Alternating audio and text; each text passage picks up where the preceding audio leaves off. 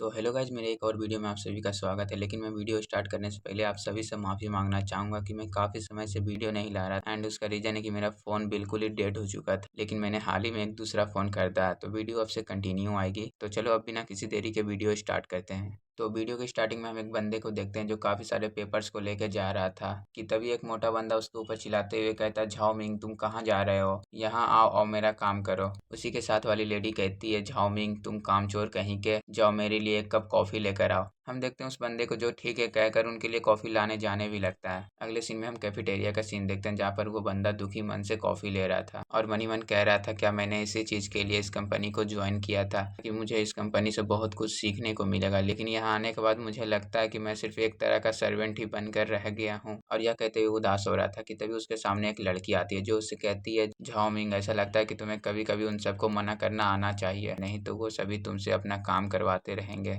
तो वो बंदा शर्माते हुए कहता, ठीक है सीनियर। और मनी मन कह रहा होता, सुरु किंग जो इस कंपनी में मेरी सीनियर है और मैं जिस यूनिवर्सिटी में पढ़ता हूँ वो भी उसी यूनिवर्सिटी में पढ़ती थी। साथ ही इस कंपनी में मेरे इंटर्नशिप के दौरान उसने मेरा काफ़ी ख्याल रखा था। और यह बोलते हुए वो गर्म कॉफ़ी अपने ऊपर ही गिरा लेता है। अरे नहीं, ये तो मेरे कपड़ों पे गिर गया। भाई लोग, इस बंदी का नाम प्रोनाउंस करने में काफ़ी ज़्यादा दिक्कत हो रहा है तो मैं इसे सू बोलूंगा। तो सू कहती है, अरे मिंग ये तुमने क्या किया, रुको तुम यहाँ बैठो मैं इसे साफ कर देती हूँ। ये बंदा मिंग कहता है, नहीं सीनियर मैं इसे खुद साफ कर लूंगा। तो सू कहती है, मिंग तुम्हें शर्माने की ज़रूरत नहीं है, मैं तुम्हारी सीनियर सिस्टर हूँ, कोई अजनबी नहीं। फिर उसके कपड़ों को साफ करने लगती है। इतने में वहाँ पर एक बंदा आ जाता है और मिंग के ऊपर फिंगर पॉइंट करते हुए कहता है, तुम नौसिखिए, जब तुम्हारे पास कोई काम नहीं होता है तो तुम हम सबके पीछे ये सब करते हो। क्योंकि जब तुम्हारे पास कोई काम नहीं है तो मेरे पास तुम्हारे लिए एक काम है, मेरे पास बाकी लोगों के लिए कुछ उपहार हैं, तो तुम जाओ इन्हें उन लोगों में डिस्ट्रीब्यूट करके आओ। तो मिंग कहता है, लेकिन ये तो मेरा काम है ही नहीं। तो वो बंदा गुस्सा दिखाते हुए कहता है, क्या कहा तुमने, तुम्हारी हिम्मत कैसे हुई मेरे काम को ना कहने की। एक तो तुम यहाँ पे अयासी कर रहे हो और मैं जो काम दे रहा हूँ उसे भी तुम करने से मना कर रहे हो, चुपचाप जाकर मेरा काम करो। तो सू कहती है, क्या मैं भी मिंग के साथ जाऊँ, इससे काम जल्द से जल्द हो जाएगा। तो वो बंदा सू से कहता है, इसकी कोई भी ज़रूरत नहीं है, तुम हमारे मीटिंग के लिए रिपोर्ट तैयार करो, यह काम तुम झाओ मिंग पे छोड़ सकती हो। फिर सू मिंग के पास जाकर कहती है, ठीक है तो इसे खत्म हो जाने के बाद मैं तुम्हें डिनर पे इन्वाइट करूंगी, तो क्या तुम्हें इससे कोई प्रॉब्लम तो नहीं है ना। हम देखते हैं मिंग को जो सू को खुद को इन्वाइट करता है देख बिल्कुल स्पीचलेस हो गया था। तो उसकी चुप्पी को तोड़ते हुए वो बंदा बोलता है, चलो बहुत हुआ, ये लो जाकर अपना काम करो। मिंग कहता है, ठीक है मैं समझ गया। लेकिन वो बंदा तोहफों को इतनी फोर्स से देता है कि सारे तोहफे वहीं पे गिर जाते हैं। अपना मिंग उसे गुस्से से देखते हुए कहता है, आपकी प्रॉब्लम क्या है। तो वो बंदा अपने मिंग के ऊपर ही फिंगर पॉइंट करते हुए कहता है, इसमें तुम्हारी ही गलती है कि तुमने उसे पकड़ा नहीं, चलो अभी इसे जल्दी उठाओ। अपना मिंग कुछ ना बोलते हुए चुपचाप तोहफों को उठाने लगता है और वो बंदा मिंग को इस तरह देखकर काफी खुश होता है। साथ ही मनी मन कहता है, तुम्हें ऐसा ही होना चाहिए जैसे चींटी जमीन पर रेंगता है, और तो और तुम्हें अपनी जगह पता होनी चाहिए थी। और यह बोलकर वहां से जाने लगता है। पीछे मिंग कह रहा होता है, धिक्कार है, यह आदमी मुझे पूर्ण रूप से टारगेट कर रहा है, अगर मुझे पैसों की ज़रूरत नहीं होती तो मैं ये काम बिल्कुल भी नहीं करता। तभी उसके फ़ोन में डिंग करके कुछ आता है तो मिंग उसे देखते हुए कहता है, ये क्या है। उसमें लिखा हुआ होता है, क्या आप इस ज़िंदगी से थक चुके हैं, क्या आप पावरलेस होने से थक चुके हैं, क्या आप अपनी ज़िंदगी को जोखिम में डालने के लिए तैयार हैं, अगर हाँ तो ये रोमांचक गेम आपके लिए ही है। इसे देखकर मिंग कहता है, क्या मोबाइल गेम के एडवर्टाइजमेंट इतना आसान हो चुका है, खैर इसे छोड़ो मैं इसे थोड़ी देर ही खेलूंगा। इसी के साथ वो यस पे टैप करता है और उसके ऐसा करते ही उसके फ़ोन से काफ़ी ज़्यादा लाइट बाहर की तरफ आने लगता है और देखते ही देखते मिंग वहाँ से गायब हो जाता है। फिर अगली सीन में हम एक पतली सी जगह का सीन देखते हैं जहाँ पर एक पोर्टल ओपन होता है और उसी में से मिंग बाहर की तरफ गिरता है और अपना पिछवाड़ा पकड़ते हुए कहता है, नहीं ये तो बहुत दर्द कर रहा है। यह बोल ही रहा था कि तभी उसे किसी के गुर्राने की आवाज़ आती है तो वो सामने की तरफ देखता है तो उसकी आंखें बिल्कुल फट जाती है। फिर हम सामने की तरफ देखते हैं जहाँ पर डेड मॉन्स्टर होते हैं जिन्हें हम डेड ज़ॉम्बी भी कह सकते हैं, वो भी एक दो नहीं लगभग हज़ारों की तादाद में, जिन्हें देखने के बाद बैकग्राउंड में बिल्कुल साइलेंट छा जाता है। तो मिंग कहता है, रुको ये क्या बकवास है जो मेरे सामने इतने सारे मॉन्स्टर हैं, क्या यह वीआर गेम है जो मेरे को इतना रियल लग रहा है या फिर मैं कोई सपना देख रहा हूँ। तभी उसके सामने एक सिस्टम विंडो आता है जो उसे बताता है, डॉम्स डे टाइकून सिस्टम अब होस्ट से लिंक हो चुका है, जिससे होस्ट सिस्टम से रिवॉर्ड प्राप्त कर सकता है, साथ ही आइटम रिडीम कर सकता है और सिस्टम से लिंक करने पर आपको एक स्किल दिया जाता है जिससे होस्ट टाइम एंड स्पेस में ट्रैवल कर सकते हैं और अपने वर्ल्ड से इस एपोकलिप्टिक वर्ल्ड में आ सकते हैं। इसका कूल टाइम 12 घंटे का है, जिसका मतलब है अगर आपको अपने वर्ल्ड में जाना है तो आपको इस वर्ल्ड में 12 घंटा बिताना पड़ेगा, इसके बाद ही आप अपने वर्ल्ड में जा सकते हैं। ये देखने के बाद हम मिंग को देखते हैं जो शौक होते ये कहता है, क्या एपोकलिप्टिक दुनिया एक सिस्टम कहीं ये उन नॉवेल्स की तरह तो नहीं जिनमें मेन कैरेक्टर एक दूसरे वर्ल्ड में जाकर ट्रेजर इकट्ठा करता है और अपनी लाइफ को फुल एंजॉय करता है, कहीं ये मेरे लिए भी गॉड के द्वारा दिया हुआ अपॉर्चुनिटी तो नहीं। और यह बोलकर खुश हो रहा था कि तभी उसके सामने वाला जो दीवार होता है जो ज़ॉम्बीज़ को रोक रहा था, अचानक से गिर जाता है। तो ये देखने के बाद तो हमारे मिंग की आंखें बिल्कुल बड़ी हो जाती है। इसके बाद हम उन ज़ॉम्बीज़ को देखते हैं जो क्रीपी सा स्माइल करते हुए हमारे मेन कैरेक्टर को ही देख रहे होते हैं कि मानो वो हमारे मेन कैरेक्टर को चीर-फाड़ कर खा जाएँगे। वहीं पे हम मिंग को देखते हैं जो मुँह बनाते हुए भाग रहा होता है और कह रहा होता है, सचमुच मेरी किस्मत बहुत खराब है। यह कहते हुए मदद की गुहार लगा रहा होता है कि कोई मेरी मदद करो, कोई तो मेरी मदद करो। इसी के साथ हम किसी के हाथों को देखते हैं जिसके हाथ में एक ग्रेनेड होता है, जो उस ग्रेनेड का पिन निकालते हुए उन ज़ॉम्बीज़ की तरफ थ्रो करता है और वहाँ पे देखते ही देखते धमाके होने लगते हैं और सारे ज़ॉम्बीज़ के मरने के बाद हम उस बंदे को देखते हैं जो एक ऑसम सा पोज़ देती है। फिर मिंग कहता है, मेरी मदद करने के लिए आपका धन्यवाद। तो वो लड़की कहती है, इसमें कोई बड़ी बात नहीं है, मैं तो एक ज़ॉम्बी हंटर हूँ, तो यह तो मेरा काम है कि मैं ज़ॉम्बीज़ को सिटी से दूर रखूँ। मैं तो बस अपना काम कर रही थी, तभी मैंने आपकी आवाज़ सुनी, तो मैंने आपकी हेल्प कर दी। फिर मिंग कहता है, थैंक्स के तौर पे मेरे पास सिर्फ यही है कि आप इसे खाना चाहती हो। इसे मून केक कहते हैं। ये लड़की उस केक को हैरानी से देखती है और कहती है, क्या मून केक, या क्या चीज़ है? तो मिंग उसे खाने को देता है। वो लड़की उसे खाकर देखती है और वो केक खाने के बाद उसे बहुत पसंद आता है। फिर मिंग कहता, हो क्या आपको ये पसंद आया? हम उस लड़की को देखते हैं जो कहती है, इसका स्वाद लाजवाब है। तो मिंग कहता है, हाँ हाँ, मेरे को तो पता है कि इसका स्वाद लाजवाब है, पर इतना भी नहीं कि आप इसे खाने के बाद सीधा उछलने ही लगे। ऐसा प्रतीत होता है कि आपने इससे बढ़िया कभी कुछ खाया ही नहीं। फिर वे लड़की अपने मेन कैरेक्टर से कहती है, मैं इसे ऐसे ही नहीं ले सकती, ये बहुत प्रीसियस है, इसके बदले में आप ये रखो। मिंग उसे देखते हुए कहता है, क्या एक छोटे से केक के बदले उसने मुझे गोल्ड दिया? क्या इस दुनिया में केक इतना ज़्यादा महंगा है? तो वो लड़की बताती है, इसके अलावा इसे काफ़ी ज़्यादा कीमत पे बेचा जा सकता है। तो अब मुझे जाना होगा, जब मौका मिलेगा तो हम फिर मिलेंगे। तो मिंग उससे कहता है, अरे रुको, मेरा नाम झाओ मिंग है, आपका नाम क्या है? तो वो लड़की पीछे मुड़ते हुए बताती है, मेरा नाम लिन जॉन है, तुम इसे याद रखना। इसके बाद हम सिटी के अंदर मार्केट एरिया का सीन देखते हैं जहाँ पर ये सारे बंदे अपना अपना सामान बेच रहे होते हैं। वहीं पे अपना मिंग भी अपने मून केक को बेचने के लिए आया होता है और लोगों को आकर्षित करने के लिए अपने मून केक की खूबी को बता रहा होता है, जैसे कि वो कितने टेस्टी हैं और दिखने में भी लाजवाब है। तो उसके बातों को सुनने के बाद वहाँ पे काफ़ी सारे लोग भी आ जाते हैं। तो उनमें से एक बंदा बताता है, क्या ये मून केक है? हाँ, मेरी दादी ने एक बार मुझे इसके बारे में बताया था। तो एक और बंदी बताती है, क्या ये एपोकलिप्स से पहले की चीज़ है? तो दूसरा बंदा कहता है, इस चीज़ की खुशबू तो अच्छी है, एक मून केक की कीमत क्या है? तो मिंग उसे बताता है, एक मून केक की कीमत एक गोल्ड कॉइन है। तो पहला बंदा बोलता है, क्या एक गोल्ड कॉइन, ये कुछ ज़्यादा नहीं है, तुम तो हमें सरासर लूट रहे हो। तो मिंग उसे बोलता है, आप किस बारे में बोल रहे हो? इस मून केक की कीमत तो 100 गोल्ड कॉइन होनी चाहिए, पर फिर भी मैं इसे एक गोल्ड कॉइन में बेच रहा हूँ। तो वो बंदा कहता है, पर फिर भी ये बहुत महंगा है, तुम्हें क्या लगता है कि इसे कोई खरीदेगा? तो मिंग उससे कहता है, एक ही तो लाइफ है, इस एपोक्लिप्स के समय में शायद ही कोई अगला कल देख पाएगा, तो अगर आप कभी कदार कुछ अच्छा नहीं खाते हो तो आप जीवन का आनंद कैसे ले सकते हो? अगर आप इसे अभी नहीं खरीदते हो तो शायद ही आप कभी इसे खरीद पाओगे। तो उसकी बातों को सुनने के बाद एक बंदा कहता है, हाँ बड़े भाई, आपने बिल्कुल सही कहा, ये ज़िंदगी कब चली जाए, इसलिए मुझे एक मून केक चाहिए। मिंग कहता है, हाँ हाँ ज़रूर, क्यों नहीं, और उसे एक मून केक देता है। हम देखते हैं वहाँ पर एक बंदा कह रहा होता है, अरे सचमुच इसने उसे खरीद लिया, शायद से वो बहुत अमीर होगा। वहीं पे दूसरा बंदा कहता है, अरे नहीं, दिखने में तो ये भाड़े का हंटर लग रहा है, पर फिर भी उसने उस चीज़ को खरीदने का हिम्मत किया। हम उसी बंदे को देखते हैं जिसने मून केक को खरीदा होता है। जब वो मून केक को खाता है उसका टेस्ट उसे इतना पसंद आता है कि वो बिल्कुल नेकेड हो जाता है उसके इमेजिनेशन में, और हमें बताता है कि इसका स्वाद बिल्कुल मीठा है लेकिन चिपचिपा नहीं, बिल्कुल मुंह में लेते ही बिल्कुल मक्खन की तरह पिघल जाता है। मैंने इससे ज़्यादा अच्छी चीज़ आज तक नहीं खाई है। और वो बंदा अपनी इमेजिनेशन से निकलते के साथ ही मिंग से कहता है, ब्रदर मिंग, मुझे एक और मून केक चाहिए। तो मिंग कहता है, हाँ ज़रूर, क्यों नहीं, तुम मेरे पहले कस्टमर हो तो मैं तुम्हें इस पे 10% डिस्काउंट भी दूंगा। तो वहाँ बाकी लोग भी उसे खरीदने लगते हैं, जिनमें से कोई कहता है मुझे 20 पीस दे दो, तो कोई कहता है मुझे 15 दे दो, मुझे 10 दे दो। तो वहाँ पे बाकी लोग भी उसे खाकर देखते हैं, जिनमें से उसका टेस्ट उन सभी को पसंद आता है। फिर अगले सीन में हम एक गली का सीन देखते हैं जहाँ पर मिंग अपने मून केक बेचने के बाद जा रहा था। जाते हुए कह रहा होता है, अरे वाह, आज तो मैंने काफ़ी सारे गोल्ड कॉइन कमा लिया है।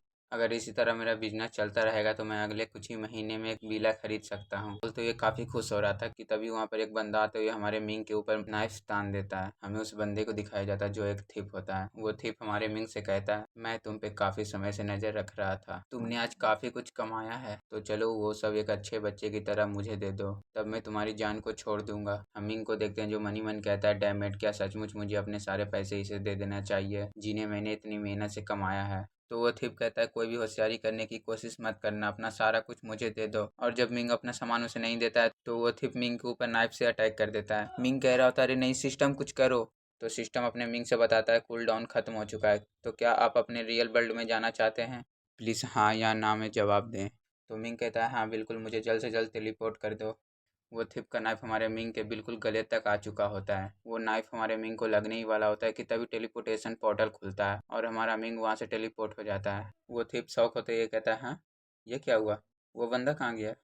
फिर हम रियल वर्ल्ड का सीन देखते हैं जहाँ पर सिस्टम बोलता है टेलीपोर्टेशन सफल हुआ, अब आप अपने वर्ल्ड में हैं। हम मिंग को देखते हैं जो कहता है शुक्र है इसका कूल टाइम समय पे खत्म हो गया, वरना मैं तो मौके पर ही मारा जाता, और यह कहकर वहीं पे सो जाता है। सुबह हम मिंग को देखते हैं जो खुशी से बिल्कुल बावला हो जाता है, उन गोल्ड कॉइन को अपने हाथों में लेते हुए कहता है, मैंने कभी सोचा भी नहीं था कि मैं केवल कुछ ही मून केक के बदले इतना ज़्यादा पैसा कमा सकता हूँ। उस दुनिया में वापस जाने के लिए अभी भी 12 घंटा का टाइम बचा है, मुझे और भी स्टॉक कर लेना चाहिए। फिर हम मिंग के ऑफिस बिल्डिंग को देखते हैं जहाँ पर वही गोल्डन हेयर वाला बंदा अपने मिंग को डांट रहा होता है, कह रहा होता है, मैंने तुमसे तोहफों को सारे लोगों में बांटने के लिए कहा था पर तुमने ये नहीं किया। तुम्हें क्या लगता है कि मेरे बातों को ना मानने पर मैं तुम्हें छोड़ दूंगा। मिंग उसे जवाब देते हुए कहता है, यह मेरा काम नहीं है, यहाँ मैं कुछ सीखने आया हूँ, कोई बेकार का काम करने नहीं। यह बोलकर वहाँ से जा रहा था कि उसे रोकते हुए एक गंजा कहता है, मिंग जाओ मेरे लिए एक कप कॉफ़ी बनाओ। तो मिंग उससे कहता है, माफ़ करना पर मेरे पास बहुत सारा काम है। फिर वो गंजा गोल्डन हेयर से कहता है, अब तो एक बच्चा भी हमारे बातों को मानने से मना कर रहा है, आखिर आप किस तरह के डायरेक्टर हैं, क्या आपको गुस्सा नहीं आ रहा है। वो गोल्डन हेयर कहता है, आजकल के यंग लोग काफ़ी मज़ेदार हैं, और यह बोलते हुए मिंग को जाते हुए देख रहा होता है। अगले सीन में मिंग वहाँ से निकलता है कि उसकी मुलाकात सू से हो जाती है। तो सू मिंग से कहती है, आज तो तुम बहुत बदले बदले से लग रहे हो। तो मिंग ब्लश करते हुए कहता है, क्या सीनियर ने मुझसे यह नहीं कहा था कि मुझे खुद के लिए स्टैंड लेना आना चाहिए।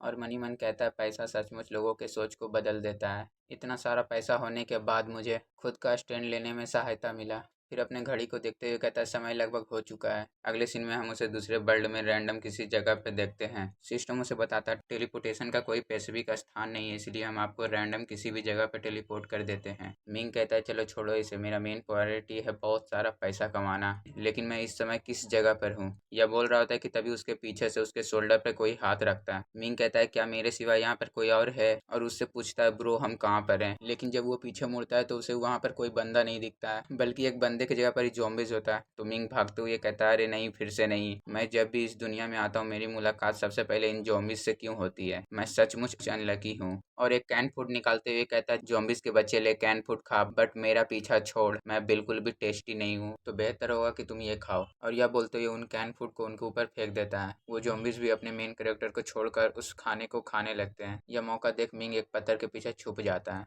और अपना सर पकड़ते हुए कहता है, उफ कितनी बेकार की बात है, मैंने कितना ज़्यादा खाना वेस्ट कर दिया। मैंने सोचा था कि उससे भी मैं थोड़ा बहुत पैसा कमा लूँगा, लेकिन इन ज़ॉम्बीज़ के चक्कर में वो भी बेकार हो गया।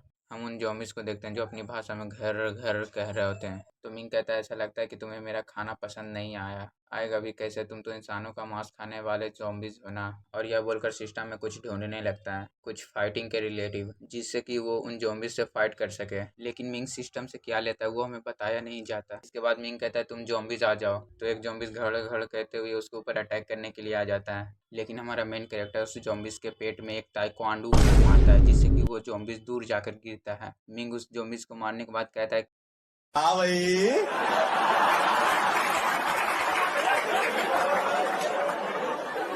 कैसी लगी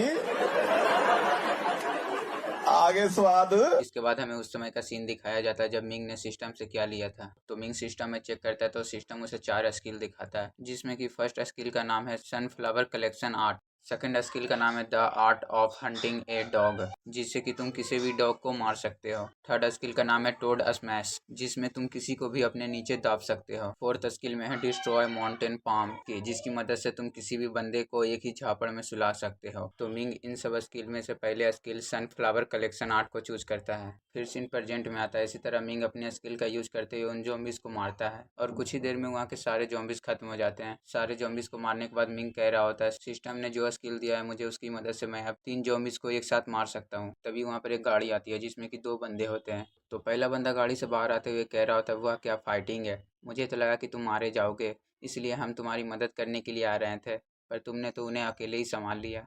मिंग कह रहा होता है, तुम सब कौन हो। तो वो बंदा बोल रहा होता है, क्या तुम हमें नहीं जानते हो, हम ज़ॉम्बीज हंटर हैं। या बोल ही रहा होता है कि सामने की तरफ से बहुत सारे ज़ॉम्बीज आने लगते हैं। तो वो बंदा अपने मिंग से कहता है, चलो बाकी की बातें बाद में करते हैं, बस अभी के लिए तुम गाड़ी में बैठ जाओ। इसके बाद वो बंदा गाड़ी को पूरी तेजी से ले जाने लगता है। फिर हम गाड़ी के पीछे उस हुडी वाले बंदे को देखते हैं जो अपने मिंग को एक गन देता है और उससे कहता है, तुम्हें गन तो चलानी आती होगी ना, भले ही इसकी बुलेट काफ़ी ज़्यादा महंगी है पर तुम इसे फ्रीली यूज कर सकते हो। और वो हुडी वाला बंदा एक एक करके ज़ॉम्बीज के हेड फोड़ने लगता है। उसके निशान निशाने को देखकर मिंग बिल्कुल शॉक हो जाता है। साथ ही मन ही मन कह रहा होता है, ऐसा लगता है इस दुनिया में गन का यूज करना महत्वपूर्ण है। तभी पहला बंदा अपने मिंग से कहता है, अरे दोस्त तुम भी शूटिंग की कोशिश करो, अगर तुम एक मैन हो तो अपने दिल की इच्छा के अनुसार शूटिंग करो। मिंग थोड़ा हिचकिचाते हुए कह रहा होता है, हाँ मैं समझ गया, लेकिन तो मुझे बंदूक ही चलाने नहीं आती, और अगर मैं उन ज़ॉम्बीज़ को नहीं मारूंगा तो उन्हें मुझ पर शक हो जाएगा। तभी मिंग सिस्टम से कहता है, सिस्टम क्या तुम्हारे पे गन चलाने की स्किल है क्या? तो सिस्टम उसे बताता है, हाँ एक ऐसी स्किल है तो सही, पर उसकी कीमत 100 पॉइंट है।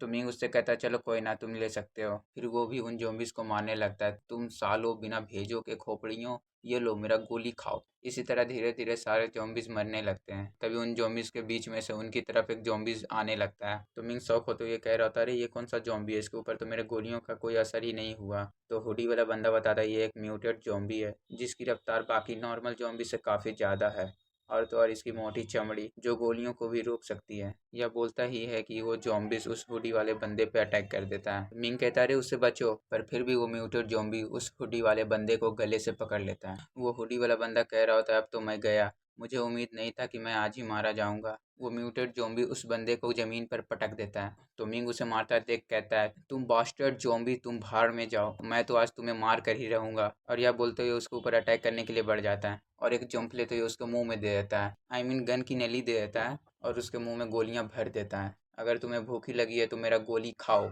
यह बोलते हुए उसके मुंह में गोलियां भर देता है।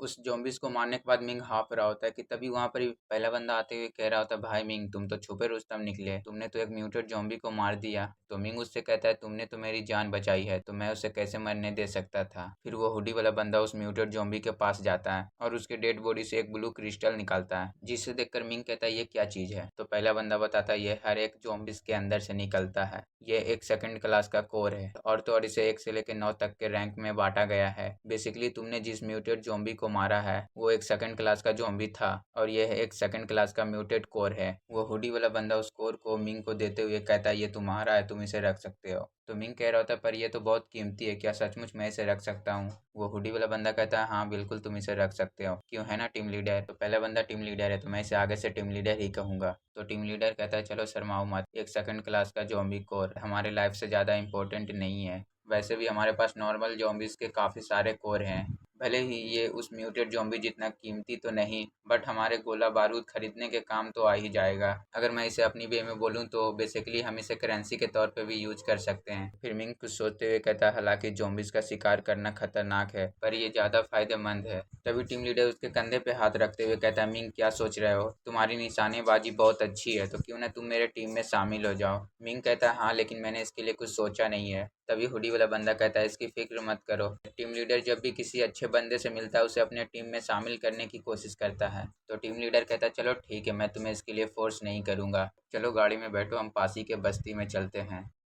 गाड़ी में मिंग उस कोर को देखते हुए कहता है, इस कोर में से एक अलग तरह की ही एनर्जी आ रही है, हो सकता है कि हम इसे और भी किसी तरह से उपयोग कर सकते हों। तभी वहाँ पे सिस्टम आते हुए कहता है, होस्ट के पास से किसी तरह की एनर्जी डिटेक्ट हुई है, होस्ट अगर चाहे तो उस चीज़ को पॉइंट के बदले एक्सचेंज कर सकता है। तो मिंग कहता है, क्या हम इसे पॉइंट के बदले भी एक्सचेंज कर सकते हैं? तो होस्ट, क्या आपको पॉइंट के बदले इस चीज़ को एक्सचेंज करना है? तो मिंग कहता है, हाँ इसे एक्सचेंज कर दो। हम देखते हैं सिस्टम उस स्कोर को एब्जॉर्ब कर लेता है और मिंग को 100 पॉइंट देता है। 100 पॉइंट देखकर मिंग काफ़ी खुश होता है। तभी सिस्टम उससे कहता है, सिस्टम ने डिटेक्ट किया है, होस्ट अपने साथ काफ़ी सारा सामान ले जा रहा है। तो होस्ट सिस्टम से एक बैकपैक परचेस कर सकता है जिसकी capacity cube meter storage space है। मिंग कहता है, क्या 1 क्यूब मीटर स्टोरेज स्पेस, इससे तो मुझे सामान ले जाने की ज़रूरत ही नहीं है। टीम लीडर कहता है, हम बस पहुंचने ही वाले हैं। वहीं पे हम कुछ रिफ्यूजी को देखते हैं जिनका हाल काफ़ी बुरा होता है। उन रिफ्यूजी में से बंदे कह रहे होते हैं, मुझे खाने को दे दो प्लीज़, मेरी मदद करो। वहीं पे एक लड़की ऐसी भी है जो सिर्फ एक आलू के बदले अपना जिस्म देने के लिए भी तैयार है। बिल्कुल सही, ये दुनिया का अंत है। अगर मुझे इस वर्ल्ड में सरवाइव करना है तो मुझे अपनी ताकत बढ़ानी होगी,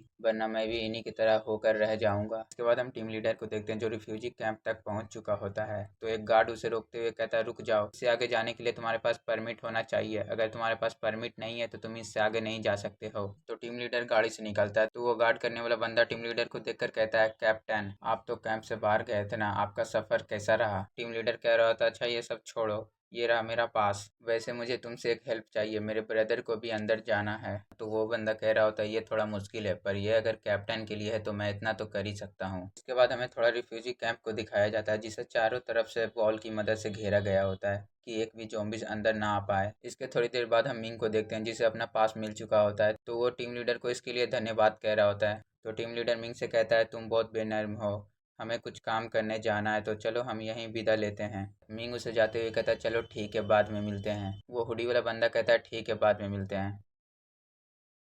तो गाइज मेरे पास इसके जितने भी चैप्टर थे मैंने इन्हें एक्सप्लेन कर दिया है, और इसके आगे के चैप्टर्स मेरे को कहीं पे मिल नहीं रहे हैं। तो आगे अगर कभी मेरे को इसके चैप्टर्स मिलते हैं तो मैं इसे एक्सप्लेन कर दूंगा। तो फिर कल मिलते हैं एक और न्यूज़ सीरीज़ के साथ।